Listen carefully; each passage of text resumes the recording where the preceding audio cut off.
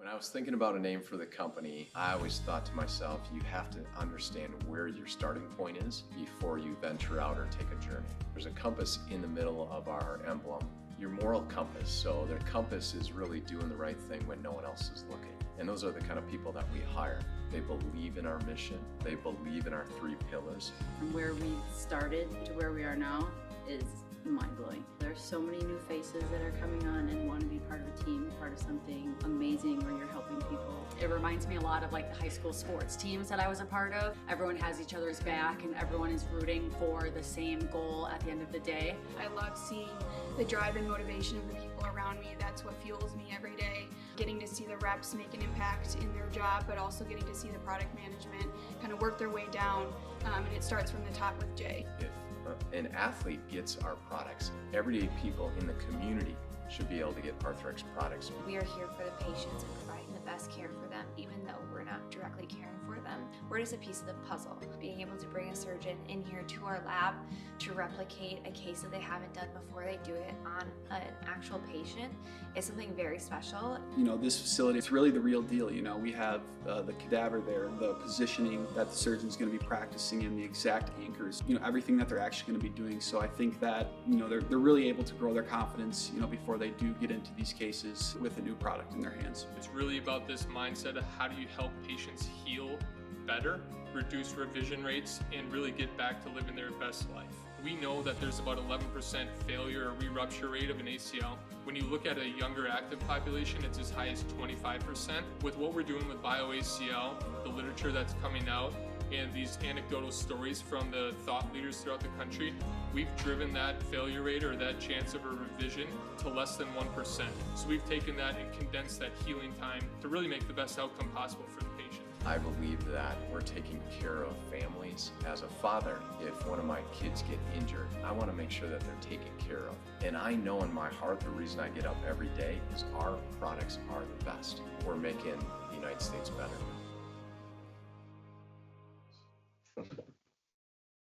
Thank you guys, because your schedules I know are unbelievable. You're always traveling, so thank you so much.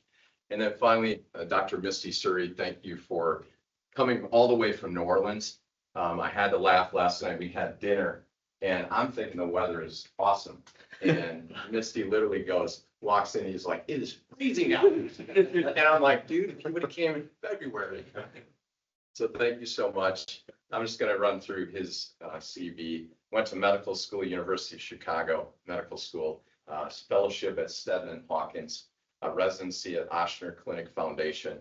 He currently practices at Ochsner Health in New Orleans. University of New Orleans Director of Medical Services and head team physician. He was a former team physician for the New Orleans Saints and the New Orleans Pelicans. Specializes in shoulder, knee, hip, and elbow arthroscopy and orthopedic surgery. The other thing, I don't know Misty well, but just recently, last 3 months, I've gotten to know him. He also is a father of 3 that are under 5.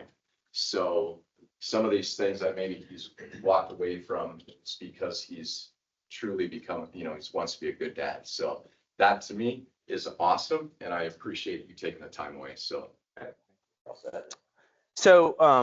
You know, as Jay mentioned, you know, I think the values that you guys have, you know, here at True North, great logo, by the way, I love it. I think that really, you know, doing the right thing for these cases, these surgeries that you guys do, that's kind of where I came from with this, and that's kind of what led me to sort of start Augment and Rotator Cuffs 3 years ago now. I thought that, you know, what the existing products that were out in the market were not histologically, it just didn't make sense to me. I thought that those grafts were kind of, you know, just weird, very inflammatory, sort of a minced bovine sort of collagen, kind of freeze dried together, and it just didn't really make much sense to me. So when this sort of this device came out, I was like, this is interesting. Let me look into this a little further, and then sure enough, you know, we looked at the SCR data, the SCR explant data that had been published, and histologically it was very, very favorable in terms of the healing and the incorporation and the lack of inflammatory reaction that was there. So that's kind of what led me to sort of this starting off with this 3 years ago now. just a little bit about me. I'm not a latest and greatest, like put in like the random new like fancy metal object or fancy shiny object into things. I use metal interference screws for my patellar tendon ACLs. Period. I'm not like, you know, some guy who's just doing the random latest thing. So I just wanted to give that sort of background as far as who I am in terms of what I do in the operating room, because I want to make sure that you guys understand that I've tried to figure this out because I think it's the right thing, and I think it's helpful for our patients to decrease revision rates of a rotator cuff repair, number one, number two, and decrease our rates of propagation of a partial tear to a full tear. So this is a little video of a sort of a massive tear that ended up augmenting with a Arthroflex Cuffman graft. This case is about 2 years old now, and so you may ask, well, you know, why would you put that graft on that massive tear? It's a sort of a giant tear, and the graft doesn't cover the whole thing. So I subjectively put the graft on the thinnest part of the repair that had the sort of poorest quality. I subjectively put that there. Number one. Number two, people always ask the question, well, why don't you just use the repair stitches from the medial row and just kind of slide the graft down there and then just tack it down laterally? Why don't you just do that? To me, in my hands, I want the graft to span the medial row. I want the graft to go from the native tissue medial to the medial row, over the repair, and then over laterally. Because I want to decrease the rate of a type 2 failure, is sort of my thinking. I want that graft to span that medial row, to have incorporation medial to the medial row, and then extending out laterally. So that's sort of my thought process on how I do it. So this is Nate Spear a couple years ago here, I believe, at the Packers game. And Nate is a Bears fan, as you may know, lifelong Bears fan, and as you can see, he's got some emotional issues because of that. So that was a recent addition to the talk, by the way. From the vault, by the way. So we'll take a look at a second look video that I have. We'll just talk about some outcomes, and then a little experience and a little sort of tips that I've learned the hard way that I can pass along. So this is the fiber stitch, the original fiber stitch. And on the left is the little sandwich technique, where we have a little pledge on the bottom of the cuff and a pledge on the top of the cuff, and we just kind of push them together. And on the right is the traditional mattress stitch. The new fiber stitch 1.5s are great, and the profile on those are much smaller. I left this picture here on purpose because I want to show you the smaller ones in comparison to this one, and it'll give you a good sense of how much smaller they are. Just real quick in the audience, how many of you guys are doing augmentation now? Okay, gotcha. All right, and then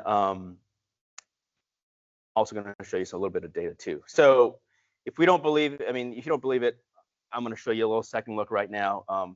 This definitely works. So this is a second look that I had the opportunity to do. This guy fell 6 weeks out of surgery and ruptured his proximal biceps that had to redo. So this is what it looked like at time 0, and this is what it looked like. You may have seen this because it's kind of made the rounds. So this is a six week second look for this guy's partial thickness tear that was augmented. So pretty good incorporation, I would say. And there was no bursitis. This is what it looked like when I put the scope in. It did not do any cleaning up. As you can see, there's still a little stuff hanging down in the back. I didn't touch any of that for the purposes of the video. So pretty good incorporation, probing it around. It is definitely vascularizing. You can see that. And then no evidence of any kind of inflammatory reaction. So I think it's a pretty compelling view of what this looks like at 6 weeks. And this is what it looks like underneath. So I was not in favor of the fiber stitch. Full disclosure, when we were kind of talking about this product initially, those PDS staples we had before, that's what we had. And so I was not in favor of putting things underneath the cuff. I was like, no, can't do that. But I was wrong.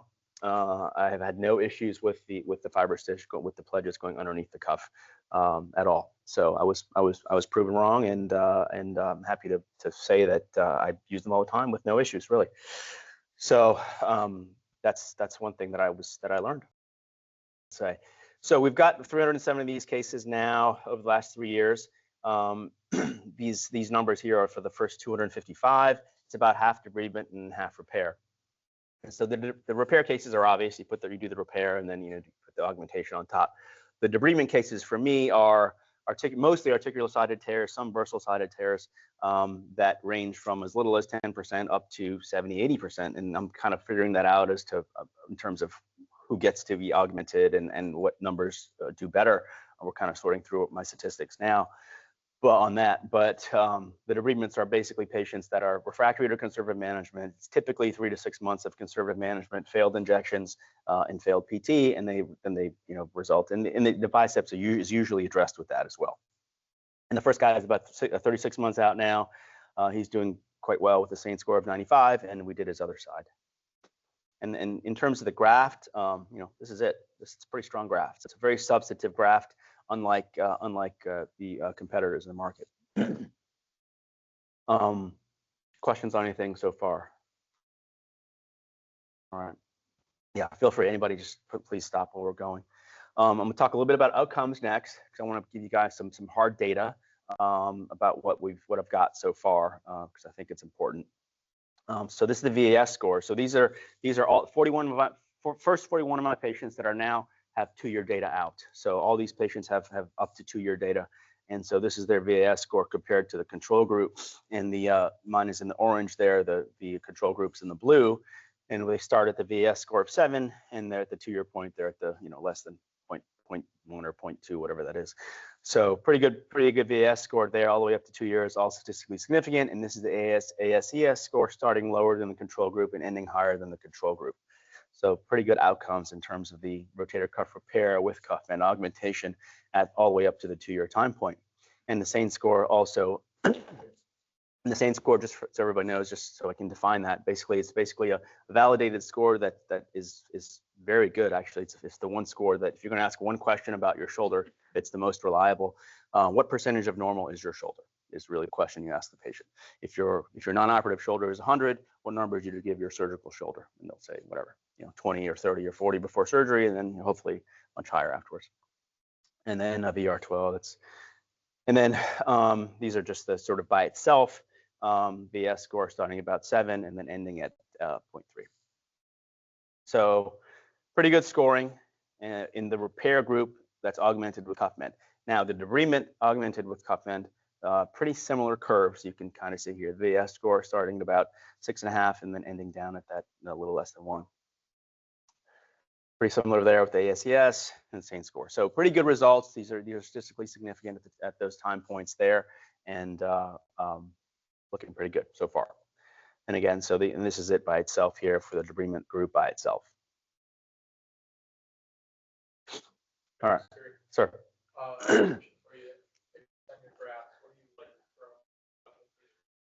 So 99% of these grafts are 1 millimeter grafts. I've done a handful at the 2s. I'm not sure of the answer to the question, because you get to the question of, okay, well, maybe 2's better, thicker, more collagen, right? Spanning your repair or spanning your partial tear. But then the other side of the coin is we've got the pretty good incorporation with a thinner graft too. Maybe that's faster. So I don't know what the right answer is yet, and maybe we'll be trying to sort that out in the future. But I've kept it kind of uniform on purpose. I want the data to be sort of, and I have not added any biologics or any other things to this. The only difference in my patients basically is augmented and not augmented. I don't want to dilute the data for the purposes of studying it. So this is another second look. So this was a lady that fell 7 months out of surgery and had just a clavicle trauma that needed to be addressed surgically. And so that's what it looked like at time 0 on the left with the old PDS staples. And this is what it looked like at 7 months. So also very well incorporated, and it kind of goes along with the SCR data with revascularization and active remodeling. And I'm going to show you another explant that we did with some histological slides that we're going to publish pretty soon. So this is the previous second look, the 6 weeks, and then we just saw the 7-month second look. So a few little lessons learned here in terms of portal placement. When you use your lateral portal there with the purple graft spreader there, just try to make sure your lateral portal is not too high. You want to make that sort of a parallel portal to the rotator cuff, because you don't want your graft spreader coming in sort of at an angle. You want it to be nicely parallel to the rotator cuff. I do use the nanoscope in the back there. in the back, you can kind of see that little nanoscope in the bottom. I actually watch the pledges get deployed, and I'll show you some videos on that while they're getting deployed, and we're kind of studying it to make sure that they're not going into anything that they shouldn't go into, such as labrum, biceps, or cartilage. And so out of my first 5 that I did, one was in the labrum, one was in the biceps, and after that have not had any issues. So what I always encourage people to do is, when you're first starting with these, after each stitch that you put in, just take your scope out of the subacromial space, put it in the joint, and just look to see what you're doing, to see where it went, just to make sure it can go somewhere bad, and it'll give you a little feel of where you're sort of positioning the fiber stitches, just for the first few cases, just to give you a better feel for it, so you're comfortable knowing where they're going. I do bend the little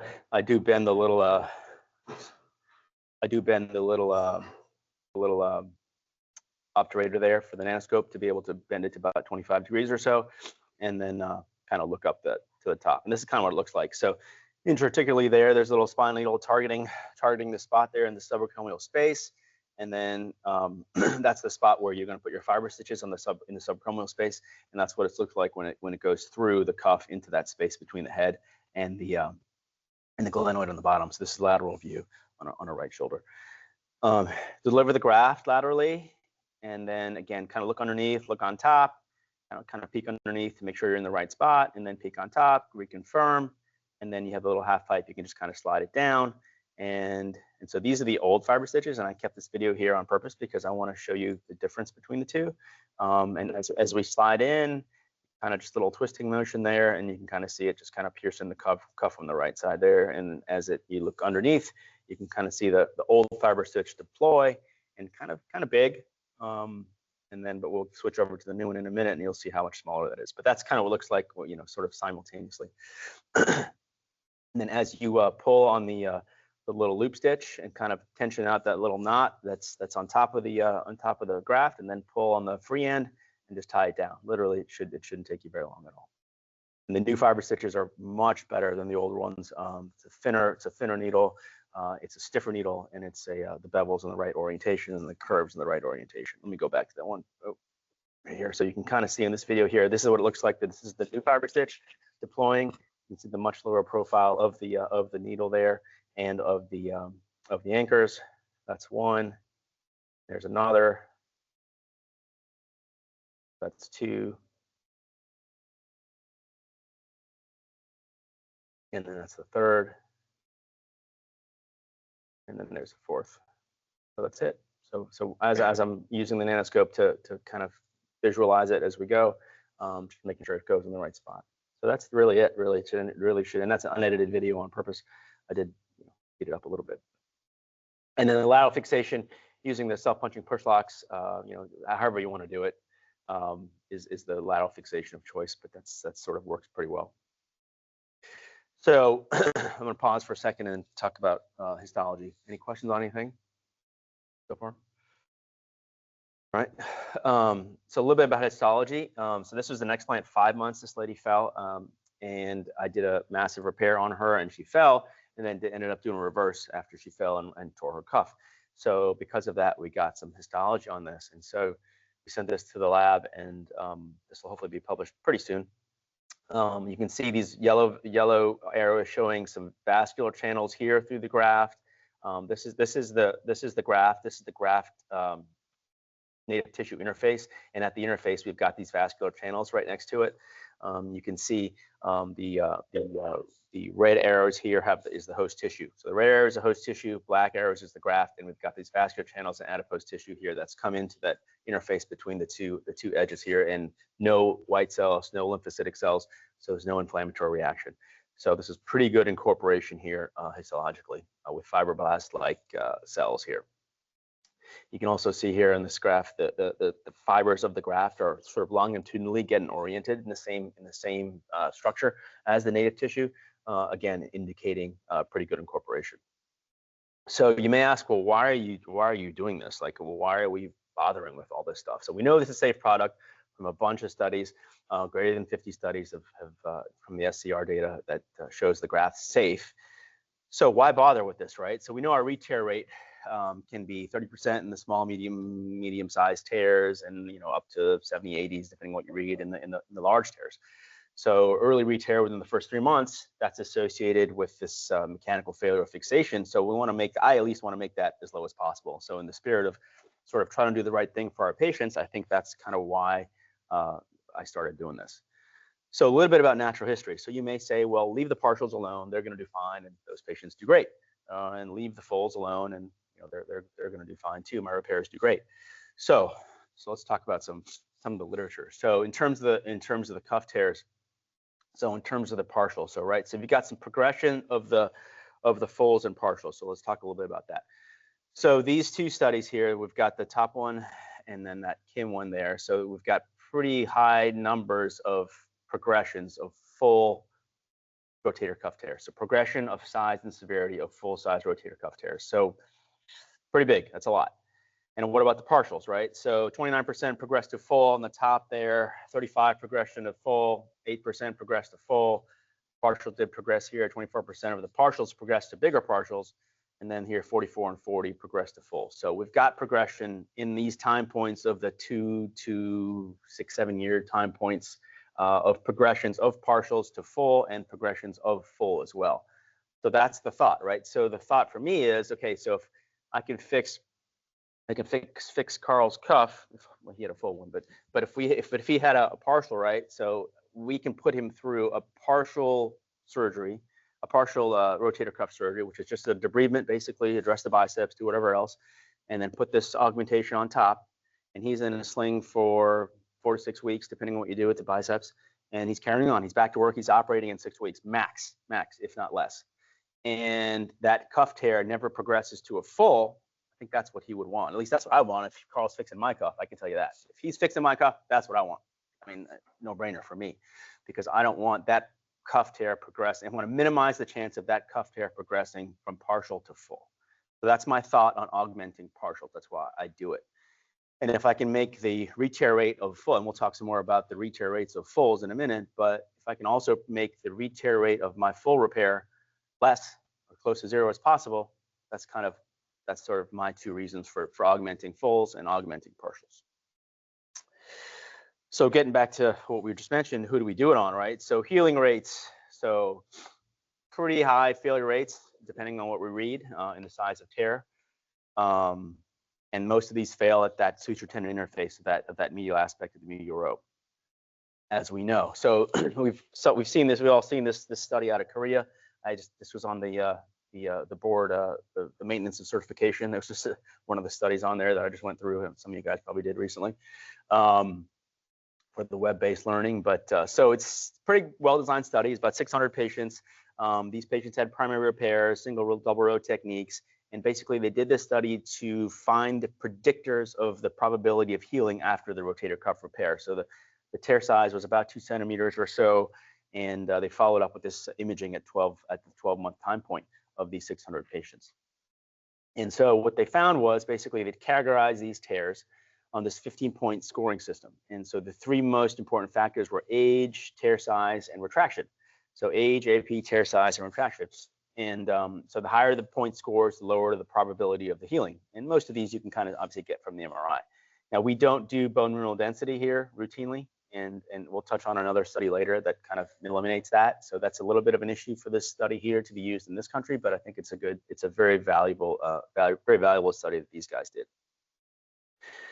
So based on this score, you can see here age 70, that's 2. AP tear size, I know Carl's very young, so he's not age of 70, so he doesn't get those 2 points. So AP tear size, that's 2.5 centimeters, it's pretty common tear size, that's already 2. And then retraction with the fatty infiltration. So those in the level of work, so that already gets you to 6 or 7 pretty quickly in terms of your scoring. So this was the failure rate and the healing rate, right? So at the score of 7, you've got only 40% healed at 1 year. So that's terrible, right? And we all think our cuffs do well, and they do, right? But the bottom line is this 40% heal it with a score of 7. That's like, that's not very good. So if any of y'all fixing my cuff, I would want higher odds than that.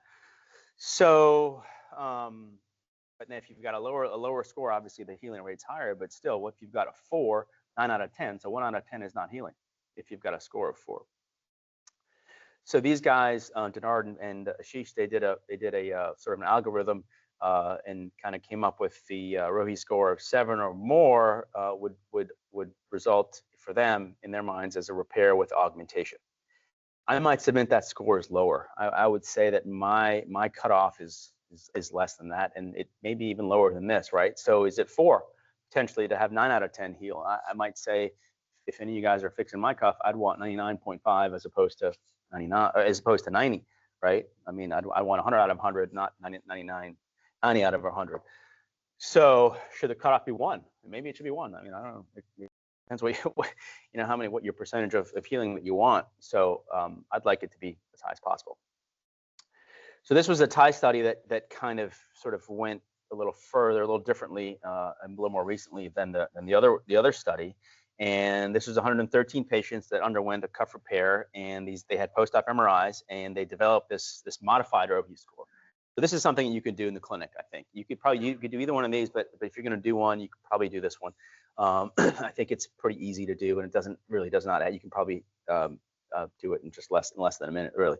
So really, it's this modified Rohi score. It omits the bone mineral density because we don't have that routinely here, and it includes a BMI. So you've got BMI, high work activity, AP tear size, and retraction, right? So those are your 3 parameters there that were independent risk factors for higher failure rates in this study. So that what these guys did is they applied the original score to their patients. They applied the original score to their patients. So if they had less than 5, the failure rate was 1/3, versus 5 or more, the failure rate was 2/3. So pretty compelling. I mean, they've got pretty high failure rates at those imaging techniques that they did at the 1-year time point. Now for their patients, okay, so their heal group had a score of 3.1, and the failure group had a score of 5.7, and their inflection points in their regression analysis was less than 5 failure rate of less than 10%, and 5 or greater 50% failure rate. So pretty good score, I think, to use for in the clinic. And if you've got something you can document in terms of getting insurance approval for the graft, another just sort of one of those points that we talked about to try to get it approved. And I haven't had a problem with getting it approved. 19 out of 20 times. It's been pretty good. So did not require the bone mineral density, so pretty useful score. And I think it's got a pretty good predictive value, very similar to the original study. And then, so we'll go to repairability now. So this was a level 3 study that out of Korea that retrospectively reviewed 170 patients with tears that were greater than 2 centimeters. So they wanted to see which tears are repairable, like which ones in fact do well. So these were the sort of parameters that they had: the tangent sign, the fat infiltration of greater than 2, coronal tear size greater than 26, and then remnant tendon length of a low remnant tendon length, right? So these were their sort of scoring points that they had, and this is what they found to be the sort of repairability index that they found. So with a score of less than 3, repair was obtainable. A score of 3 or greater, repair was difficult, and potentially other grafts or augmentation would be recommended for them.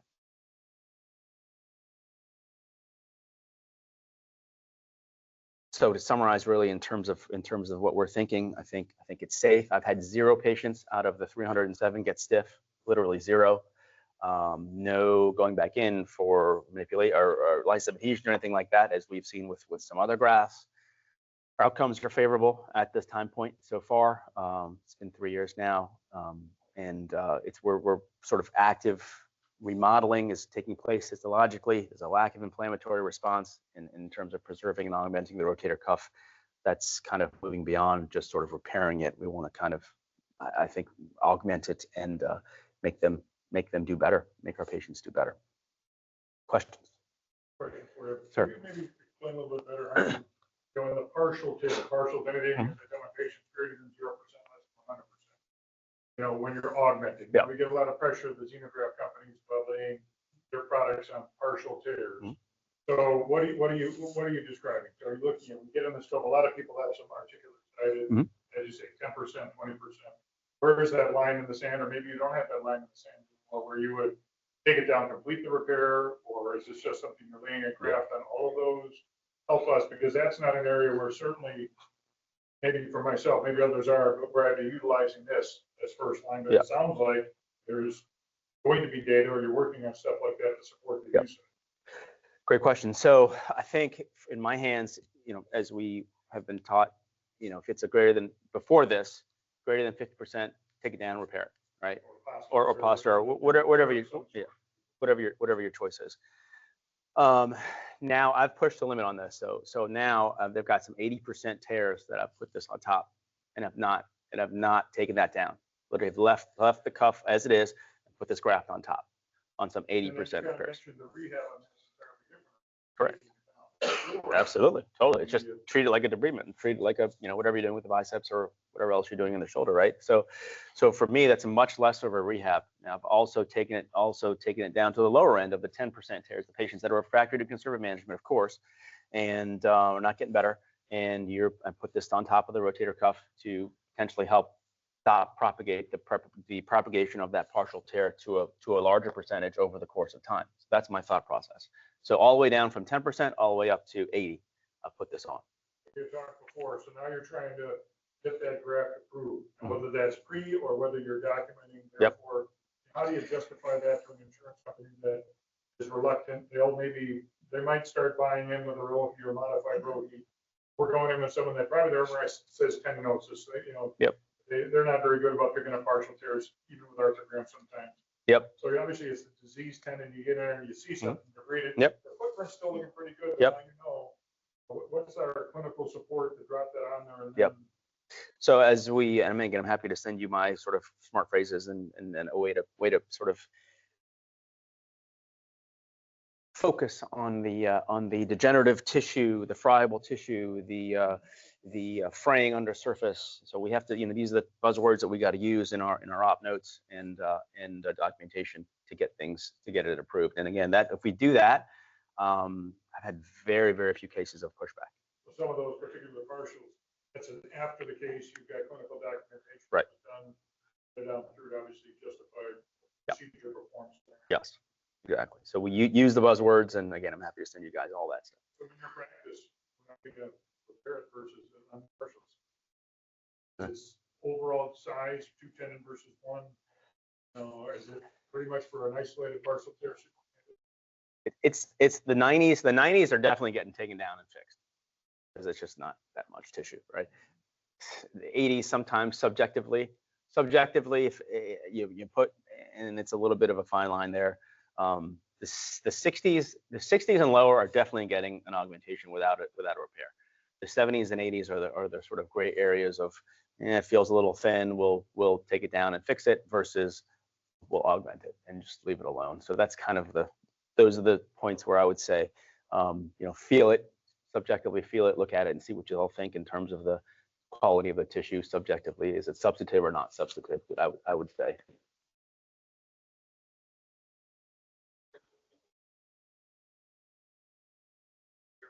Do you think it plays a more critical role when you're doing partial repair situation where you're not taking it down and doing the repairs in the asphalt? I think they're both. I think both are because you're seeing it before you put the nanoscope in. You know where you're going, and I think with the partials, with the repairs, you just want to make sure you're putting your fiber stitch medial to medial row. And that's, you can see that underneath nicely. Yeah. And if you have a panoscope, you can also have it side by side as well, which is pretty cool. And with the panoscope, you can look while you're looking. I bend the little thing there, but you don't have to do that with the panoscope. You can just switch to 70 and look underneath. It looks great. It's a great look from underneath, switching to 70. Are you always using a lateral approach, or? I've done all of them, and I prefer the lateral approach. I think that it's easier to do, less futzy. Some people do posterior. There's a few guys that do that, but I think it's just like a guy that does lateral scope versus breech stitch, whatever. It's whatever in your hands works. In my hands, the lateral one's easier for me. I think it's just a little less troublesome. you can get in a little more problematic push through.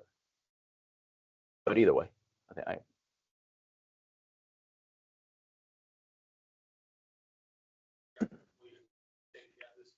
yeah. And just the back table prep everything for you, so that way you can Yes. see it roll right through it. Yeah, and actually, to be honest, the guys in the back, guys and girls in the back, they like doing it. I think it's fun. It's very easy. It takes, I think it was there. It takes less than 10 minutes to do it, not less than that. And most of the team likes doing it, and it's really not hard at all. So there's obviously different thicknesses. You mentioned from 1 millimeter, you like to use sizes. Yes. You showed like a very initial picture. That's the 25. Yeah, they're all 20 by 25 for me. You did show a video with at least four of those little. How big a graft what are we really trying to accomplish? How much do we really want to cover? So a 2 tendon tear, Yeah. You're trying to augment. What's your goal? You mentioned the thinnest tissue. So there's always technology versus reason. You want to get out of the OR. That's Right. the last thing you're doing. The shoulder is swollen. Got 3 more cases. And That's you're right. trying to do your best for that patient. Absolutely. That's what we live every day, right?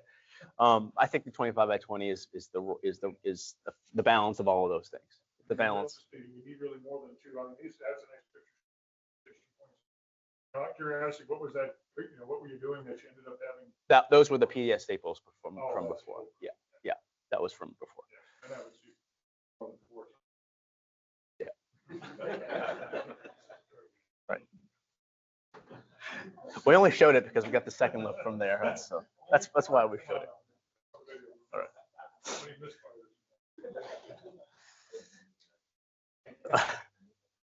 We had little elves putting the staples in the operating. No, but I think the 25 by 20 is the sort of the fine line of all those things where you can just put 2 in the corner. They're already getting the graft. Oh, yeah. That's the nice. Yep. Ultimately, Yeah. Ideally, this should take you. Ideally, I want you guys to do this in 10 minutes. With medial in, that should ideally take you 5 or 6 max. Hopefully, after you do a few, and are comfortable with it, and then the lateral another 3 or 4 each anchor, 2 or 3 each anchor, max. That would be the ideal workflow of 10 to 12 minutes max. That would be a good goal, and obviously, we've had the benefit of doing this a zillion times, and the first ones took longer. Don't get me wrong, and you gotta deal with suture issues sometimes, and you gotta just get comfortable with that, as we all do for these things. Thinking about tension. Okay. Yeah, great point. So the tensioning is, the analogy is, you want to lay this down like a bedspread, not tight like a fitted sheet. Okay, everybody wants to crank the heck out of them, but that's not what you want. Okay, just lay it down like a bedspread. Just gently pull it. That's it. Don't pull on it. Don't force it. There's no need to do that. Just lay it down and carry on. So lay it down like a bedspread, not like a fitted sheet, is the analogy. Actually, Manic from Naples taught me that analogy, which is pretty accurate. Are you changing the arm position at all? Nope. No change. And then in terms of the lateral fixation, I would encourage you to use the self-punching push locks, obviously for the partials, but for the repairs, just put those lateral to your lateral row anchors. That would be what I would encourage you to use first. And then if you want to get more fancy, you can kind of incorporate the repair stitch of the lateral row into it if you want to do that. But I wouldn't encourage you to do that first, because I don't want you to get into the suture management and stuff initially, because then I want you to get comfortable with the graft and the medial fixation first, and then kind of go to that after you get comfortable with it. Is what I tell everybody. Good. All right. I'll switch gears here over to the irreparable side.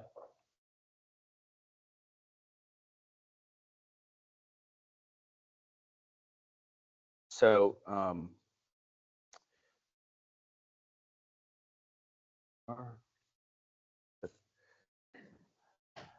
right, so switching gears a little bit to the irreparable rotator cuff tear. So this topic is the massive irreparable rotator cuff tear without arthritis. That's the former sort of, if you can think of the former SCR patient. I'm not I did a handful many years ago. I wasn't an SCR sort of disciple, but I think this is different. I think this works, and I'll show you some results as well that we published. And this is kind of what it looks like there in the top left. That's a right shoulder posterior view on the left, and the lateral view on the right of a massive irreparable rotator cuff tear with this 3 millimeter Arthroflex patch that's put on top of the greater tuberosity with 4-corner fixation. And that's literally it. That should not take too long in terms of time and effort and energy to get this done, and you can move on with your day without having to deal with anchors and sutures everywhere. Is the point. And that's kind of what it looks like there. So why do we do it here? So this, in terms of biomechanics, right? So this is, how does this work? So this is the courtesy of Gus Mazanca's lab here. So this is kind of what the cuff going into lateral abduction there. That's kind of what it looks like with an intact cuff. As the shoulder's abducting, the cuff is pulling the greater tuberosity, and the arm's abducting, right? So that's kind of the model there under fluoro. And so with the massive tear, what's the difference, right? So you can kind of see how that cuff is now smashing into the top. That tuberosity is smashing it. The lack of cuff shows that tuberosity is now smashing up into that acromion right there, bang. That's the issue, right? So that's the difference in the biomechanics between the with the superior translation and sort of migration superiorly into the top of the acromion, into the top of tuberosity on the undersurface of the acromion with a massive tear. So that's sort of the difference in terms of the biomechanics of a massive rotator cuff tear versus an intact cuff. So in the original tuberoplasty, which is basically in 2002, Fenlon described basically just cleaning up the top of the tuberosity. So he just sort of debrided and burred down and smoothed off the top of the tuberosity all the way back in 2002, and it actually worked pretty well in terms of pain relief. So these patients actually did pretty well. The only issue is they got a little arthritic over the course of time. So it was actually a good option for relieving pain in these patients with preserved motion in this painful, massive irreparable rotator cuff tear. So how can we make that better, right? So the thought was, if we can prevent the bone-to-bone contact, then perhaps we can have more pain relief, a more long-standing pain relief. So this brought us to work in creating this technique here. So Dr. Marzine in California first noticed in his patients that if his SCR patients, so he had SCR patients, and he noticed that his SCR patients, if the graft failed off the glenoid and the graft was still intact on the humerus, those patients did better than if the graft failed off the humerus and was intact on the glenoid. So if the humerus was still covered by SCR graft, those patients did better. And that was an interesting observation on his part. So it led him to look at his patients a little more closely. So his technique was a little more complicated. So we simplified the technique to this sort of 4-anchor technique that sort of Arthrex has adopted as the sort of technique of choice to sort of fix it. It's really a 4-point sort of shuttling the graft in technique. Measurement's very easy. It's not stressful in terms of graft size. Should take 10 to 15 minutes to get this thing in and fixed. And we've got some early data that we've published that shows the outcomes. And Dr. Marzine's first 10 patients that he did with an average follow-up of 21 months showed good improvements in pain scores and function scores. Now, these patients are not pseudoparalytic, okay? These patients have preserved motions of greater than 90 degrees of forward elevation. So the patients have good motion. I don't proclaim I don't tell these patients they're going to get better strength, but many of them do. And it's actually very compelling and very kind of surprising. I'll tell you a patient story in a minute about that.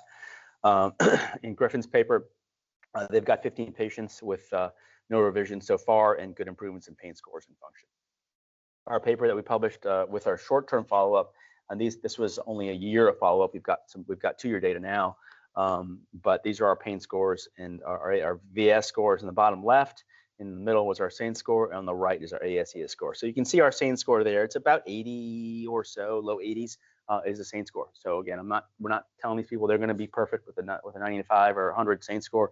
They've got good pain relief with a significant improvement in pain. So it's not a home run. I'm not telling them that, but it's a surgery that's not a reverse, much less of a surgery and a rehab than a reverse, with the risks associated with that, with a non-arthritic joint. So we've got a multi-center study going on now with a bunch of people to try to sort this out and pool our data, and it's showing pretty favorable results and should be out pretty soon. So look, I'm going to pause there for any questions before we talk about a case. All right, good. All right, so this is 6 years. This guy had right shoulder pain. He was a sheriff and was bothering him a little bit, and comes in. This was his X-rays. Nothing exciting on X-ray here. No arthritis here. No superior escape. So if you get a massive irreparable tear, this obviously would be a good candidate for a rotator cuff biologic tuberoplasty. We got an MRI at that point, or at least we recommended an MRI at that point, but he never got it. Okay, so he I think he got an injection or something, and then carried on and never showed up till 3 years later. And the reason why he showed up 3 years later, he was doing okay.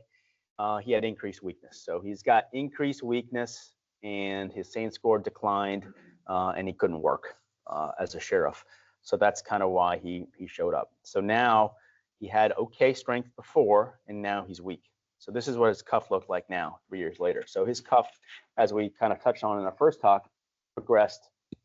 We don't have an MRI the first time, but his cuff tear had to be not as bad as this because he had much better strength. But so he's got this terribly atrophic cuff here, very retracted, positive tangent sign, significant atrophy of more muscle, some more fat than muscles. He's got grade 4 atrophy with a little bit of thinning of his cartilage, and so significant arthritis with just a little bit of mild, significant atrophy with some mild arthritis.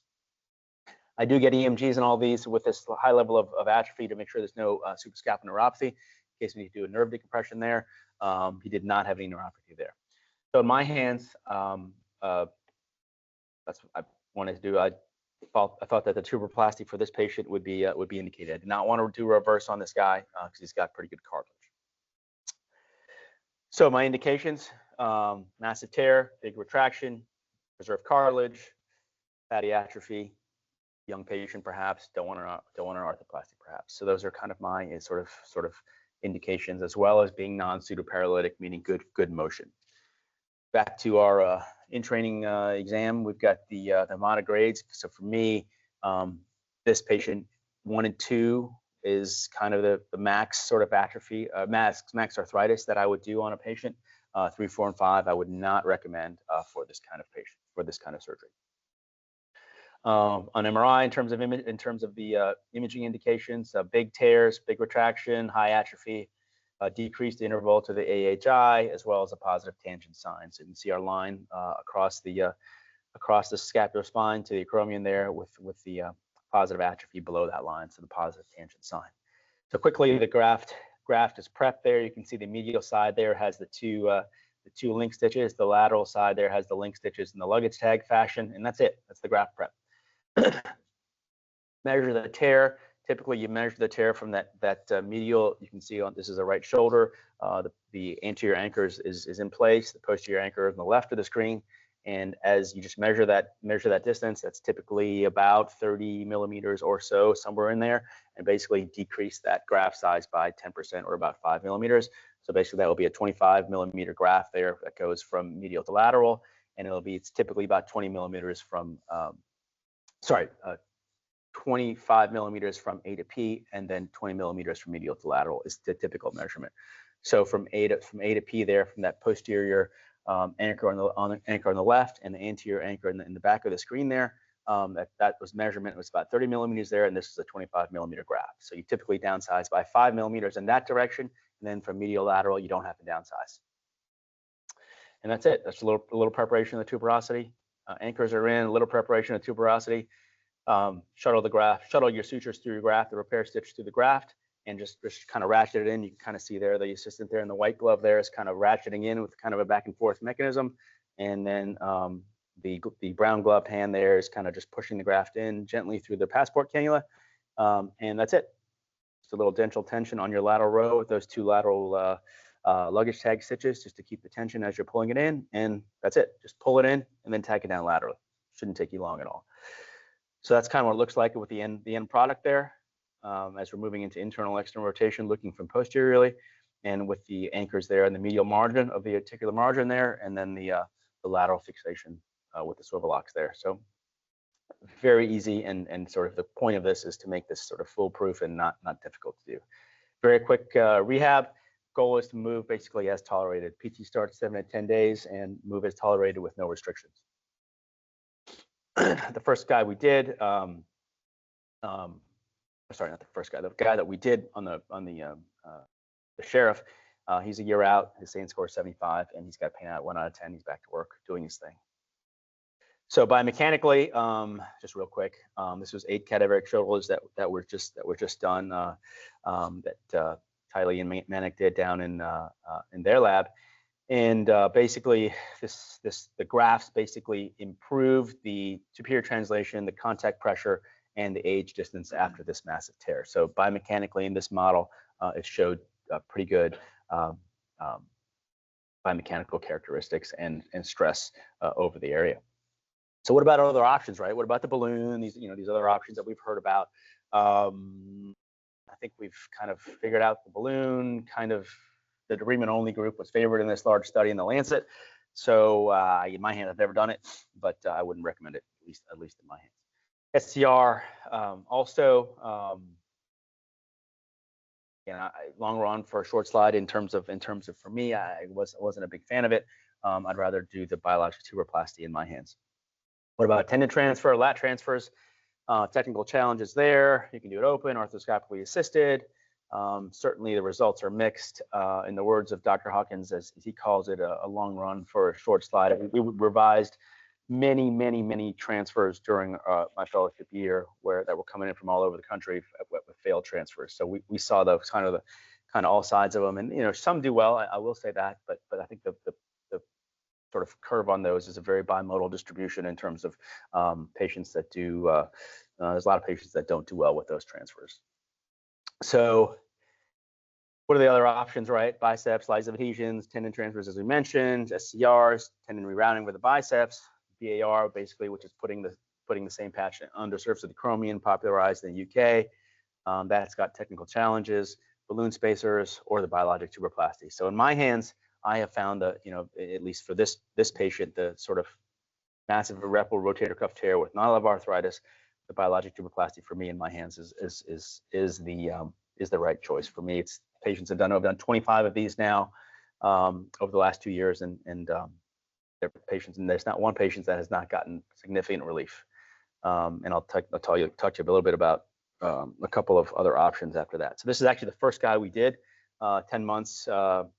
Is the picture on the right, and he's doing.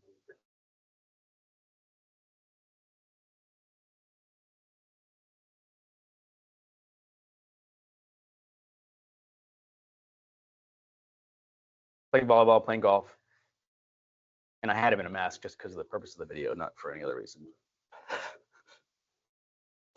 Okay. So, go back. So then you may ask, okay, well, what about this cable reinforcement, right? So I got this idea from Chris Adams because he had done a bunch of cables only without a tuberoplasty before the tuberoplasty was even out. And so then I thought, okay, well, maybe we can add this to the tuberoplasty technique. So on the bottom is the typical technique, right? So the on the bottom is the typical sort of technique with the tuberoplasty done there with the cable sort of reinforcement on the rotator cuff. On the top picture there's this little blue. I think it's aesthetically sort of pleasing, but I don't necessarily know if it adds anything to the construct. This sort of rebar that kind of goes on the lateral aspect of the repair. Call that just a rebar. But so basically what I'll do is if the rotator cuff is able to take stitch and is substantive enough to take a stitch, then I will do the cable reconstruction. And if it's not, and if it's too friable or too thin, then I won't do the cable reconstruction. And basically what the cable reconstruction is essentially is you take the fiber tape, push it down into the swivel lock, into the mechanism of the swivel lock, tie your swivel lock down, and then basically take a baseball stitch and just bring it around the cuff, and then do that interiorly, and that's it. Very quick, should take you 5 minutes. Basically, multiple passes with the Scorpion all the way through from posterior to anterior, and then tack that down into the swivel lock, and then move on to the tuberoplasty. So that's the sort of the cable reconstruction aspect of this. Anecdotally, half my patients, out of the 25, half have a tuberoplasty, and with cable, half have not. So if it's able to be cabled, I will do it. If it's not able to be cabled, I won't do it. I have not noticed any difference in outcome with cable or without cable. We did a lady, probably the first lady around, that's got bilateral tuboplasty. So she's a 78-year-old lady, very active lady. She's physiologically probably 60, lower 60s, very, very, very young, little old lady. We did her tuberoplasty about a year and a half ago, and her other side was bothering her. Same issue, massive irreparable tear on her other side, and she got her other side done. And both sides, she's got no cable, just the tuberoplasty on both sides, and the surgery that she had, the first surgery a year and a half out, she's got 5 out of 5 strength, full motion, 5 out of 5 strength, which is like, it's almost not even believable that this would be the case, but she's got full strength, and her other side's doing pretty well so far. So it's interesting, and I think the patients, I don't proclaim them to get better strength, but many of them do. Questions? That was a lot. Yeah, it's 4 now. So the initial ones were 3 because that was all that was available. Now we've got some 4, and so we'll usually use 4. 25 by 30. Almost always, yeah. Every now and then on a smaller tuber, sorry, 25 by 20. Okay, so 25 by 20, medial to lateral is almost always 20, and then A to P is 20 or 25. Sometimes 30, but usually 20 or 25. 25 is the most common. Because it stretches a little bit. What's that? That's the big one. I think it's the 12. This graph mark. The medial, just the medial side of it. Yeah. And the rough side is down. 2 sides up.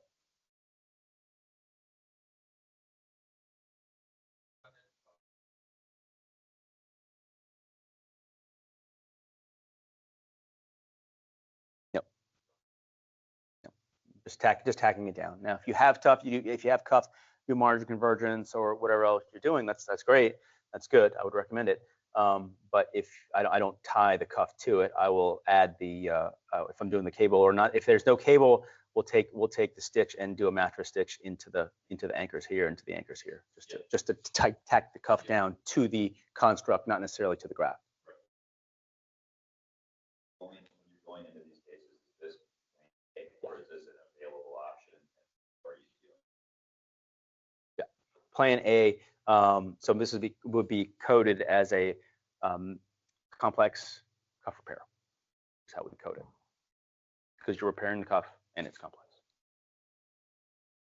And yes, it is. For me, it's all preoperatively decided. Haven't had a repair that couldn't do, or because preoperatively you kind of know based on what you're looking at on imaging.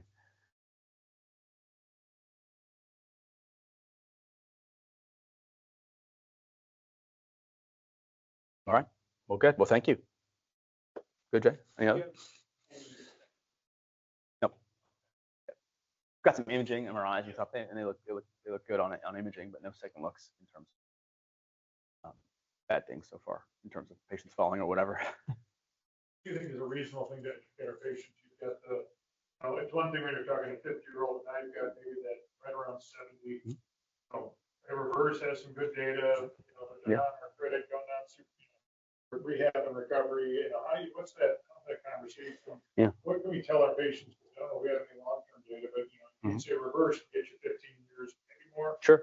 How do you make that choice, or how do you discuss that? Yeah, that's great question, Carl. For me, if they don't, I tell them, you don't have arthritis. I don't want to do reverse because you don't have arthritis. If you had arthritis, easy decision, do the reverses. No, not even a question. So, and we know that the non-arthritic reverses don't do as well as the arthritic reverses, right? So that's kind of where I kind of go with that. And and I tell them, look, this is not in terms of predictable pain relief, the reverse may be a hair better, because you're probably going to get closer to 0 as opposed to where we are with this, which is 0 to 1. They do need to have preserved motion. So if you got a patient without preserved motion, then they don't get this operation. That would be the first thing.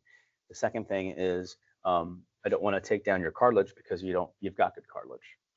So if we can get you pretty good, but maybe not perfect, if we can hit a double or a triple, not a home run, then that's kind of what the phrase that I'll tell them. Some patients will ask, some do, some don't, hey, how long will this last? And it's a What's shorter reasonable to do? and it's a shorter recovery. I would tell them in terms of the yeah. What do we tell them? I mean, I get all those points you're making. I think those are valid Yeah. points. Patients can ask, well, if I do this, you mentioned this surgery versus that surgery, what is a reasonable tell them? I think we're not burning any bridges. Yep. We can always do it. I think that's a big argument. Yep. Patients that don't necessarily have replacement, that's probably the biggest. But in terms of time, we said we don't know. I don't tell them that right away. We don't have enough data yet. But now some of the guys that Dr. Marzine who did it from his SCR, we've got that data from his old failed SCRs, and that's 5, 6, 7 year data now. So I tell them that's pretty good at that time point. Again, it's not exactly the same surgery, but it's close enough. It's pretty good. So I tell them we've got at least 5 year data on that. I think that's fair. I think it's reasonable. And most of them, I haven't had a patient, actually not one. I've had patients opt for this over the reverse every time. Every time. I haven't had one patient in this situation who said I wanted the reverse as opposed to this. And many of them have gone to, playing golf and sports, and like I was playing volleyball. So good. Awesome. Thank you.